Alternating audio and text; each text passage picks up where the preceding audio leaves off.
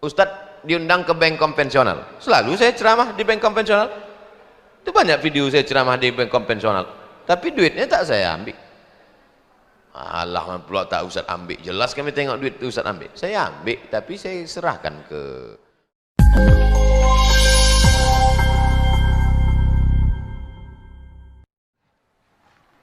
Bismillahirrahmanirrahim. Assalamualaikum warahmatullahi wabarakatuh. Assalamualaikum Ustadz. Waalaikumsalam. Bagaimana pahala yang didapat pemuda yang bersabar meninggalkan maksiat di tengah dunia akhir zaman ini? Pertama, innama yuwaffas sabiruna ajrahum bighairi hisab. Orang yang sabar itu dapat pahalanya bighairi hisab, tak bisa dihitung, unlimited. Tapi itu kan sabar ketika anak meninggal, sabar ketika rugi, sabar ketika ditipu orang. Itu sabar level paling bawah. Sabar yang paling tinggi adalah sabar menahan diri dari maksiat. Anak muda ganteng, kekar, berotot, diajak pacaran tak mau. Oh, itu yang hebat. Cuman masalahnya itu cuma ada di sinetron-sinetron religi waktu Ramadan aja. Itu yang pertama. Yang kedua, sab'atun yudhilluhumullahu fi dhillihi yauma la dhilla illa dhilluh. 7 golongan yang dapat naungan pada padang mahsyar. Waktu itu tak ada tempat naungan kecuali Allah. Di antara yang dapat naungan itu adalah syabun nasha'a fi ibadatillah, anak muda yang beribadah kepada Allah. Maka saya bangga subuh ini banyak saya tengok anak-anak muda. Yang tua-tua tak usah kita ceramahi lagi. Ya, emang udah masanya lah. Masanya beramal soleh. Kapan lagi? 3. La tazalu qadama 'abdin yaumal qiyamah. Nanti pada hari kiamat kaki manusia ini tak bergeser sampai ditanya. La tus'alunna yauma idzin anin na'im. Dia akan disoal, akan ditanya. Di antara pertanyaan yang ditujukan kepada kita adalah an syababihi fima ablah. Masa muda kemana saja kau pakaikan? Masa muda kau kemana aja? Pengajian dengan Ustaz Somad. Kemana lagi? Pengajian di Ar-Rahman dengan Ustaz Dr. Muhardi Muhammad Saleh. Di mana lagi? Pengajian online webinar. Di mana lagi? Pengajian di YouTube. Pengajian. Yang keempat tentang Ashabul Kahfi. Fityatun amanu bi rabbihim wa zidnahum huda. Mereka adalah anak-anak muda yang beriman kepada Allah. Zidnahum huda. Maka kami tambah-tambah hidayahnya. Ternyata hidayah itu bisa bertambah. Ditambah. Zidnahum huda. Anak-anak muda ini kami tambah hidayahnya, kata Allah Subhanahu wa ta'ala. Mudah-mudahan anak-anak muda Pekanbaru ini diselamatkan Allah dari narkoba, diselamatkan Allah dari sabu-sabu, diselamatkan Allah dari seks bebas, diselamatkan dari LGBT. Baru-baru ini ada aplikasi coins yang menghasilkan uang. Apa hukumnya Ustadz? Karena di aplikasi itu kita harus top up saldo dulu, karena di dalam Islam tak boleh ada bagi persen. Dia tak jelaskan secara detail pertanyaannya. Kalau mau buatkan pertanyaannya detail, baru saya jawab secara detail. Tapi secara umum, karena jawab pertanyaannya umum, saya jawab umum. Selama transaksi itu bebas dari pertama gharar gambling, tak boleh ada gambling, judi. Yang kedua, tak boleh ada ghish, tipu. Yang ketiga, tak boleh ada zulm, aniaya. Karena pertanyaannya umum, saya jawab umum. Kalau pertanyaan khusus, saya tunjukkan di mana letak haramnya. Selama dalam transaksi itu tidak ada ghish, tipu, tidak ada zulm, aniaya, tidak ada gharar gambling, ketidakjelasan, maka transaksi itu halal. Duit yang diperoleh untungnya halal. Tapi kalau ada salah satu dari 3 unsur ini, atau ada 2, atau ada 3-tiganya, maka haram. Syarat masuk surga tadi, man akala thayyiban, makanannya mesti baik. Makanan yang tak baik, dapat duit haram, diberikan sepiring lontong sayur, berubah menjadi setetes darah, masuk dia ke tangkai jantung, dari jantung menyembur dia ke otak, isi otak hitam otak ini gara-gara makan haram. Kalau sudah otak jahat, mata jahat, telinga jahat, kaki jahat. Anakku ini bukan main jahat Pak Ustadz. Nah, itulah makan haram. Awak aja makan baik kadang-kadang jahat. Tetangga saya suami istri kerja di bank konvensional. sering mengasih kami makanan, padahal uangnya duit riba. Kalau dibuang kan mubazir. Jadi macam mana Pak Ustadz? Nama kitabnya Fatawa Mu'asirah. Nama penulisnya Syekh Yusuf Al-Qaradawi. Bukunya sudah diterjemah ke bahasa Indonesia, Gema Insani Press. Judulnya Fatwa-Fatwa Kontemporer. Bunga dari bank konvensional boleh disalurkan ke masalih ammah, lembaga yang dinikmati masyarakat umum, panti jompo, anak yatim, fakir miskin. Bingung kami Pak Ustadz, kemana kami masukkan? Salurkan ke Yayasan Tabung Wakaf Umat, karena itu untuk kepentingan masalih umat. Yayasan Tabung Wakaf Umat bukan punya Abdul Somad. Kalau Abdul Somad mati, yayasan itu tak turun ke anak, ke cucu saya, tak ada hubung kait. Sudah fakta integritas, ini milik umat. Pengurusnya dipakai ramai 35 orang yang terdiri dari 4 unsur. Unsur alumni Azhar Mesir, unsur alumni UIN Suska angkatan 96 kawan-kawan saya kuliah, unsur jamaah, dan unsur tim UAS. 4 unsur. Banyak yang komplain, kenapa yayasan ini terlalu gemuk? Karena kalau gemuk ini payah bergerak. Saya bilang ada yayasan yang terlalu kurus, saking kencangnya habis yayasan itu dilarikannya. Memang sengaja kita buat gemuk biar supaya orang susah mau membuat haram. Nah itu. Oleh sebab itu salurkan ke lembaga. Kalau dikasihnya dalam bentuk makanan, Pak Ustadz macam mana? Serahkan ke panti jompo, panti yatim. Kan banyak panti yatim di Pekanbaru. Antarkan kalau dikasih. Ustadz diundang ke bank konvensional. Selalu saya ceramah di bank konvensional. Itu banyak video saya ceramah di bank konvensional. Tapi duitnya tak saya ambil.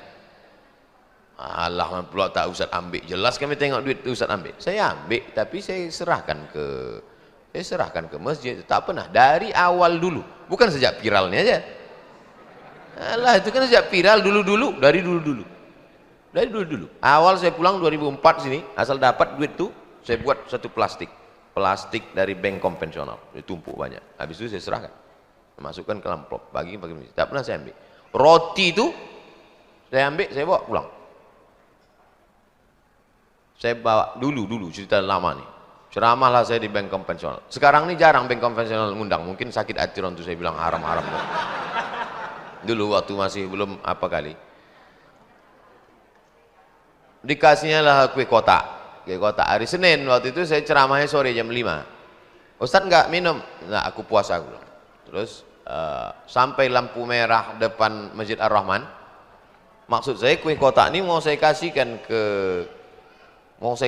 ke anak-anak yang jual itu. Tak ada anak-anak sore itu. Macam tahu dia saya bawa kue haram nih. Tak ada. Habis itu saya lanjutkan. Lanjut saya masuk saya jalan flyover belok kiri apa? Enggak, terus ada Harapan Raya. Masuk Harapan Raya terus masuk jalan ini masjid. Saya pun ceramah situ. Ceramah maghrib sampai ke Isya, habis Isya tanya jawab minum. Maksud saya pulang saya mau makan kerang rebus di jalan Nangka. Pas mau belok nampak saya lah tukang jual kuaci. Maaf buta. Pas di depan tempat jual kerang rebus tuh. Saya tanya dia, "Bapak udah berapa lama jualan?" "Dari pagi tadi," kata dia. "Berapa banyak kuaci ini laku?" "Adalah." "Di mana tinggal?" "Di Jalan Paus." "Ada yang ngantar?" "Tidak ada." Dari tempat jual kerang rebus itu ke Paus kan jauh lagi. Saya bilang, "Masuklah ke dalam." Saya antarlah dia ke Jalan Paus, ke tempat kos dia. Di situ ada banyak orang tunanetra, ada pijit refleksi segala macam. Saya kasihkanlah kue tadi ke dia. Tak Islam dia. Rupanya kue tadi memang jatah dia lah itu. Ada nama dia tertulis di kue itu. Nah, itu. Jadi saya renung kemana lah jatuh kue ini nanti. Rupanya ke dia. Bayangkan perjalanan kue itu. Saya dan suami berniat ingin mendaftar haji, tapi uang kami kurang sekitar 25 juta. Sudah kami coba pinjam ke abang dan ke kakak agar bisa cukup, tapi belum bisa. Apa bisa kami ikut talangan haji yang dibuat oleh bank? Datanglah kita ke bank konvensional. Assalamualaikum, selamat pagi gitu. Mana mau dia waalaikumsalam? Selamat pagi gitu dia. Saya ini mau beli mobil, dikasihnya kita duit. Kalau kita pinjam duit, bayar duit berlebih.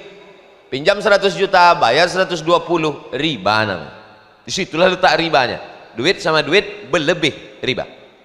Masuk kita ke bank syariah. Assalamualaikum bank syariah. Waalaikumsalam Bapak. Aku mau beli mobil, mau pinjam duit 100 juta. Enggak bisa.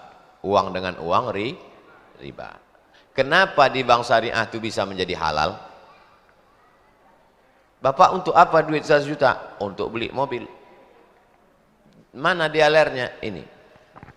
Bank syariah membeli mobil tuh ke dialer. Bank syariah membeli mobil tuh ke dialer. Sekarang mobil punya siapa? Punya bank syariah lah. Mobil itu punya bank syariah.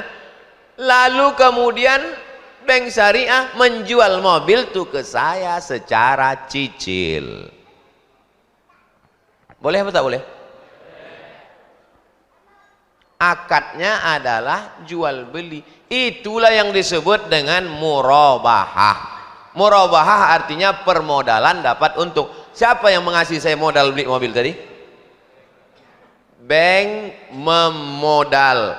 Bank membeli mobil, maka sebetulnya bank dapat untung dari akad tijaroh. Tijaroh itu dagang, menggale bank itu jual beli dia. Jelas? Nah, sekarang kalau mau berangkat haji, akad apa yang mau dipakai? Hah? Kalau tadi kan jelas, mobil itu dibeli. Sekarang mobil itu punya bank. Lalu saya membeli mobil. Kalau mau berangkat haji, akad apa yang mau dipakai?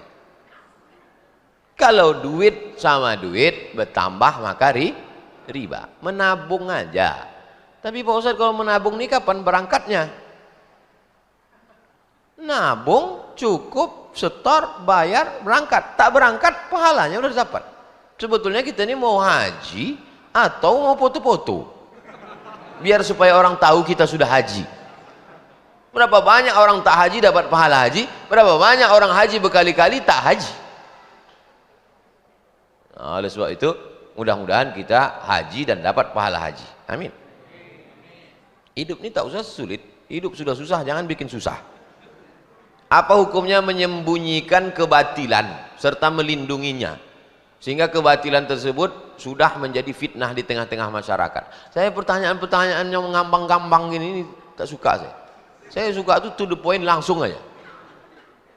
Saya kan jawab gitu kan, selalu saya jawab tuh langsung. Seorang tukang melarikan duit masjid sampai saat ini belum selesai. Apakah hutang tersebut menjadi tanggung jawab pengurus? Apakah hutang itu dipertanggungjawabkan di dunia dan di akhirat? Ada pengurus masjid memegang duit masjid. Duit masjid itu duit pengurus atau duit umat? Umat mengangkat pengurus secara musyawarah, diangkatlah ketua masjid, namanya Abdul Somad. Nih ketua masjid. Lalu Abdul Somad beserta jajarannya mau memplester masjid Ibadur Rahman Jalan Sukakarya. Maka saya mengangkat tukang. Maka saya angkat tukang, saya buat perjanjian hitam di atas putih, MOU, bahwa tukang akan menyelesaikan bangunan. Bangunannya ini, duit yang disetor sekian, akan selesai dalam sekian hari. Kalau tidak, maka kau tukang, ku penjara, kan kau ke dalam penjara. Mesti jelas MOU-nya. Maka ketika tidak terwujud, siapa bertanggung jawab? Jelas, penjarakanlah bersama kalau tak selesai bangunan. Oleh sebab itu maka wa amruhum syura bainahum. Orang beriman itu bermusyawarah dalam memutuskan suatu perkara. Ini masalah amanah, amanah umat oleh jamaah. Makanya kalau ada pengurus minjam duit, Ustaz Somad, ya ini ada jamaah minjam duit. Itu bukan duit kita, saya bilang. Duit masjid itu duit umat. Saya diangkat jadi ketua masjid, maka kuasa saya. Kalau sampai duit itu hilang, saya lah bertanggung jawab di hadapan Allah, daripada saya bertanggung jawab di padang mahsyar. mempertanggungjawabkan amal lagi, mempertanggungjawabkan mata, telinga, tangan, kaki, hati, pikiran lagi, mempertanggungjawabkan dia pula lagi. Banyak betul lah tanggung jawab kita ini. Oleh sebab itu hati-hati tentang masalah amanah ini. Beras sama makanan lainnya diberi sama. Pak Ustadz, akikah beras sama makanan lainnya diberi sama kakaknya boleh? Ini mesti dibawakan ke Fakultas Pendidikan jurusan Bahasa Indonesia. Pak Ustadz, akikah. Baris pertama, Pak Ustadz, kalau akikah beras sama makanan lainnya diberi sama kakaknya boleh? Tanda tak ada, koma tak ada. Tapi saya paham. Kitab kuning aja kita paham, apalagi macam-macam ini. Si adik ini anaknya lahir. Si adik ini adik paling kecil, anaknya lahir. Datanglah abang sama kakak-kakaknya ngasih beras. Kasih beras, kambing dari dia. Lalu dipotongkannya kambing, beras tadi dimakan. Boleh tak dia akikah kenduri anaknya pakai beras yang dikasih? Jangankan berasnya, kambingnya pun dikasih kakak kau bagus. Kalau kakak tuh bagus, kambing tuh kasih. Aku senang betul anak kau lahir. Nah, ini kambingnya. Bagus, selesai. Labbaik Allahumma syubrumah, labbaik Allahumma syubrumah. Kata Nabi, syubrumah itu siapa? Akhi, saudaraku. Kuhajikan syubrumah, kuhajikan syubrumah. Kata Nabi, siapa syubrumah nih? Saudaraku ya Rasulullah. Kau hajikan dia? Iya. Bukan ngasih kambing, bukan ngasih beras, haji. Kau hajikan saudaramu. Bagus. Kuhajikan syubrumah. Kau udah haji apa belum? Belum ya Rasulullah. Salah kau, kata Nabi. Hajikan dulu dirimu, baru kau hajikan saudara kau. Ya, sahabat dulu begitu. Saudara itu dulu dihajikan, baru dia. Orang sekarang haji bolak-balik, saudara tak makan. Beruntung kau punya saudara, dikasihnya beras. Saudara sekarang beras kau pula diambilnya kadang. Bagaimana pendapat tentang sholat subuh di masjid lain, tapi pengajian di sini? Apakah bisa ikut Isra' Pak Ustadz? Man sholat subuh fi jama'atin, sholat subuh berjamaah di masjid. Summa menunjukkan dia tidak melakukan aktivitas lain. Sholat subuh di masjid Hijratus Sabirin, sholat subuh di masjid Hijratus Sabirin. Summa kemudian yadhkurullah, berzikir dia mengingat Allah. Majelis kita ini majelis zikir, karena yang kita kaji hadis, tak ada cerita lain. Bahwa ada yang tersenyum ketawa, bukan saya nyuruh, kalian sendiri. Summa kemudian dia duduk berzikir mengingat Allah hatta tatlu'as syams, sampai terbit matahari. Summa kemudian langsung menunjukkan di situ langsung yusolli rakaatain. Oleh sebab itu salat. Kalau cukup 3 syarat, salat subuh berjamaah, duduk berzikir mengingat Allah sampai terbit matahari, cukup 3 syarat, namanya isyraq. Jadi kalau ada tadi yang sholat subuhnya di masjid lain, datang dia kemari, sholat sunat dia, maka masuknya duha. Tapi bahwa isyraq lebih tinggi daripada duha, duha lebih tinggi daripada isyraq, mana kita tahu? Boleh jadi yang itu lebih ikhlas. Ikhlas ini malaikat pun tidak tahu, apalagi saya. Nah, jadi yang sholat subuh tadi di masjid lain, datang dia ke sini, jangan pula yang sini. Aku lebih dulu masuk surga dari kau lagi. Mudah-mudahan kita semua masuk surga. Ustadz, saya punya seorang nenek yang umur 95 tahun. Jadi di masa kecilnya dia sudah termasukkan jin oleh orang tuanya. Jadi di hari tuanya perilakunya tak seperti sering berjalan berkilo-kilometer tanpa lelah. Kadang-kadang memakan rumput. Jadi seandainya kami Allah berkehendak umpamanya meninggal dunia, apakah itu suatu dosa bagi anak cucunya? Jinnya ini mesti dikeluarkan. Jadi zaman dulu nenek moyang kita ini kan berkawan sama jin. Ada itu dalam surat Al-Jin juz 29.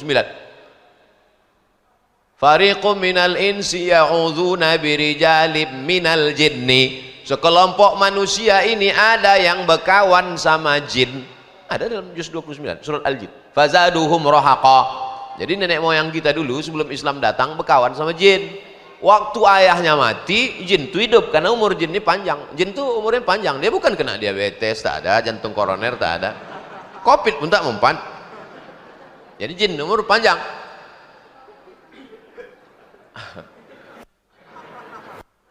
Mati ayahnya, jin itu hidup, jin itu turun ke anaknya. Mati anak ini, jin itu hidup, turun ke cucunya, biasanya ke anak-anak pertama. Anak pertama, saya termasuk anak pertama. Ya. Jadi kalau kita sembahyang, sholat, berzikir, jin itu tak bisa dekat. Jin itu mau dia dekat dengan kita kalau kita kasih, kita potongkan ayam, kita kasih dia darah. Makanan jin itu, jangan kamu beristinja dengan tulang. Tak boleh istinja dengan tulang, istinja mesti dengan batu. Kenapa tak boleh istinja dengan tulang? Innahu ta'amu ikhwanikum, karena tulang itu makanan jin. Tak boleh menyiram air panas di luar jendela, buka jendela. Nah, orang di kampung buka jendela, siramkan air panas. Tak boleh, karena tak takut ada anak-anak jin tersiram situ, mengamuk dia. Menyolap kawan tu Pak Ustaz. Kesambet kata orang Jawa, kalau orang Melayu tersapo. Kata orang Sunda, bebegik atuh. Nah, jadi hubungan manusia dengan jin ini, itu makanya tak boleh kencing di lubang tanah. La yabulanna ahadukum fil juhri. Jangan kalian kencing di lubang tanah. Dalam kitab Hasyiah As-Sindi, Syarah Sunan Nasai, dikatakan, kenapa tak boleh kencing di lubang tanah? Masakinul jin, karena lubang tanah itu tempat jin. Makanya ada orang kencing di lubang tanah, habis itu membesar kawan tuh. Disapo jin tuh kan. Nah, jadi oleh sebab itu masalah orang diganggu jin itu ada. Nah, saya mau mengatakan bahwa ini bukan fiksi, ada dalilnya menurut sunnah. Setelah kita tahu bahwa jin itu ada dan dia bisa mengganggu orang dan dia bisa berteman dengan orang, bagaimana cara mengeluarkannya? Ruqyah. Jadi atuk nih yang 95 tahun nih diruqyah. Ruqyah di Masjid Al-Falah masih ada lagi? Ada? Bawa Pak Masjid Al-Falah biar dikuliah sama Ustadz Zafrullah, dulu dua tuh, Ustadz Saifullah siang, Ustadz Zafrullah malam. Nah, jadi jin ini dibagi dua, ada jin siang, ada jin malam, ada penangannya khusus. Kau ini jin siang sama jin malam, kalau jin siang sama Ustadz Saifullah, jin malam sama Ustadz Zafrullah, lengkap insya Allah. Riau ini apa yang tak ada, semua ada, jin itu pun ada. Ada semua. Lazimnya setelah iqamat, imam kan segera mimpin sholat berjamaah. Namun ada juga yang tak langsung, tapi imam menyampaikan pemberitahuan singkat lebih dahulu, pemberitahuan ada undangan warga, ada gotong royong dan lain sebagainya. Setelah pemberitahuan itu disampaikan barulah sholat dimulai. Dua ini masalah. Yang pertama, apa hukum dari iqamat ke sholat lama? Sholatnya sholat apa? Kalau sholat maghrib dalam mazhab Syafi'i pendek, asal hilang syafaq ahmar yang merah-merah di barat itu habis waktu maghrib. Mazhab Syafi'i pendek. Tapi kalau mazhab Hanafi, Hambali, Maliki, waktu maghrib itu panjang sampai masuk waktu isya. Tapi saya pakai mazhab Syafi'i, maka saya langsung sholat maghrib. Kalau sholat isya, makanya di sebagian masjid habis azan tujuannya untuk ngasih tahu orang bahwa waktu isya sudah masuk. Habis itu orang pengajian. Isya boleh sampai laula an asyqa ala ummati, kalau tak memberatkan bagi umatku la amartum bi ta'khiril isya, kusuruh mereka menunda isya. Aslinya waktu isya itu langsung tengah malam supaya langsung orang tahajud. Tapi karena Allah Maha Kasih Maha Sayang, jadi isya. Adapun sholat zuhur dengan sholat asar memang ada mazhab namanya mazhab Hanafi, mereka pakai tabrid namanya. Tabrid diambil dari kata barid. Barid artinya dingin, matahari panas terik menunggu dingin teduh. Makanya di Masjid India di pasar Kuala Lumpur ada Masjid India, itu sholat zuhurnya dilaksanakan sejam setelah azan. Allahu Akbar, Allahu Akbar. Masuk kita masjid tak ada orang. Kapan ini? Masjid India. Masjid India ini mazhabnya mazhab Hanafi, mereka pakai hadis tabrid, menunggu matahari teduh. Tapi jangan ini kalian pakai nanti untuk nunda-nunda sembahyang. Kok kenapa tak sembahyang? Ada itu satu mazhab. Kok kaji, kok belum sampai lagi ke situ.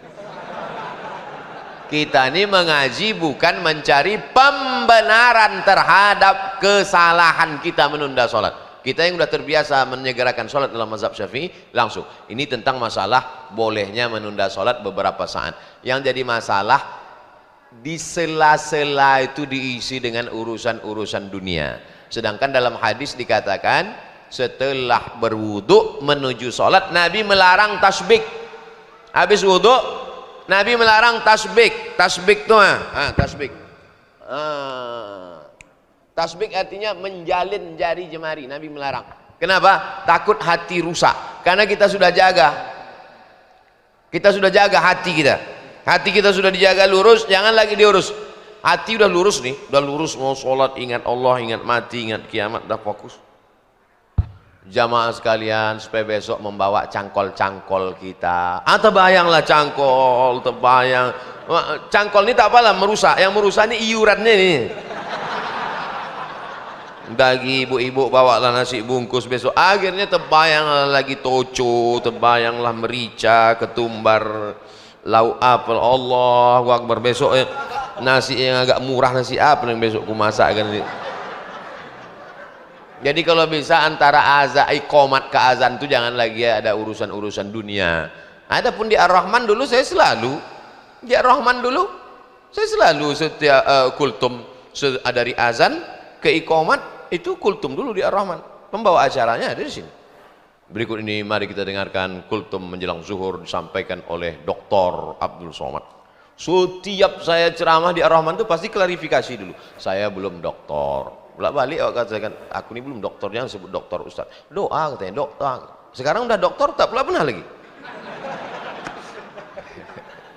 Rupanya doa-doa jamaah semua. Itulah kaji kita kesempatan ini. Kita akan ketemu di Masjid Al-Muqaddis Pasar Dupa nanti pada Assalamualaikum warahmatullahi wabarakatuh. Tolong doakan Ana M. Zaki Rahman agar menjadi penghafal Quran 30 juz. M. Zaki Rahmana dan seluruh anak-anak kita, anak-anak Pekanbaru, anak-anak Indonesia, supaya menjadi penghafal Quran, supaya muncul tentara hafal Quran, polisi hafal Quran, kepala dinas hafal Quran, bupati, gubernur, presiden hafal Quran. Ala hazihin niyah. Al-Fatihah. A'udzu billahi minasyaitonir rajim. Bismillahirrahmanirrahim. Alhamdulillahi rabbil alamin. Ar-Rahmanir Rahim. Maliki yaumiddin. Iyyaka na'budu wa iyyaka nasta'in. Ihdinas siratal mustaqim, siratal ladzina an'amta 'alaihim ghairil maghdubi 'alaihim waladdallin. Amin. Allahumma shalli ala sayyidina Muhammad wa ala ali sayyidina Muhammad. Allahumma inna natawassalu ilaika bihaqqi nabiyyika Muhammad sallallahu alaihi wasallam an tashfi mardana. Saudara-saudara kami yang sedang kau uji dengan penyakit, beri kesembuhan ya Allah. Wa tarham mautana, saudara kami yang sudah meninggal dunia, lapangkan kuburnya ya Allah. Wa tuballigh maqasidana, segala maksud niat baik kami sampaikanlah dengan mudah ya Allah. Wa taghfir lana ma madha, segala dosa silap salah kami ampunkan, tutupi supaya kami selamat dunia akhirat ya Allah. Allahumma ja'al abna'ana wa banatina minas salihin was salihat, jadikan anak-anak kami anak-anak soleh solihah, min huffazil Quran wal hafizat, menjadi penghafal Quran. Wahfazhum min kulli su' wa syarr, jaga mereka dari segala perbuatan maksiat dan dosa ya Allah. Allahumma rfa'na al-ghala wal waba wal fahsya wal riba wal zina wal munkar. Angkatlah malapetaka, bencana, musibah, bil khusus wabah COVID-19 ini dari negeri kami ya Allah. Allahumma khtim lana bi husnil khatimah wa la takhtim alaina bi su'il khatimah. Allahumma rzuqna al-istiqamata ala syari'atil gharra wa tariqatil bayda. Berikan kami istiqamah menjalani hidup ini ya Allah. Allahumma ja'al akhir kalamina inda intihai ajalina, jadikan akhir kalam kami waktu ajal kami sampai, waktu malaikat maut mencabut nyawa kami, yang keluar dari mulut kami la ilaha illallah Muhammadur Rasulullah sallallahu alaihi wasallam. Kalimatu haqqin 'alaiha nahya, dengan itu kami hidup, wa 'alaiha namutu, dengan itu kami mati, wa biha nub'atsu, dengan itu kami dibangkitkan di padang mahsyar, wa adkhilnal jannata ma'al abrar, masukkan kami surga dalam surga bersama Nabi Muhammad sallallahu alaihi wasallam. Rabbana atina fid dunya hasanah wa fil akhirati hasanah wa qina adzabannar. Wa sallallahu ala sayyidina wa maulana Muhammad wa ala alihi washabihi wasallam. Walhamdulillahi rabbil alamin. Taqabbalallahu minkum minna wa minkum taqabbal ya karim. Saya bukan angkuh, bukan sombong, bukan tak ada niat lain, hanya menjaga protokol Covid ini supaya jangan jadi fitnah. Apalagi Pekanbaru ini sekarang jadi sorotan orang. Kalau sampai kita salam-salaman diliput diri, nanti jadi bisa-bisa jadi pidana pula. Nah, itu. Jadi kita bubar dengan sallallahu ala Muhammad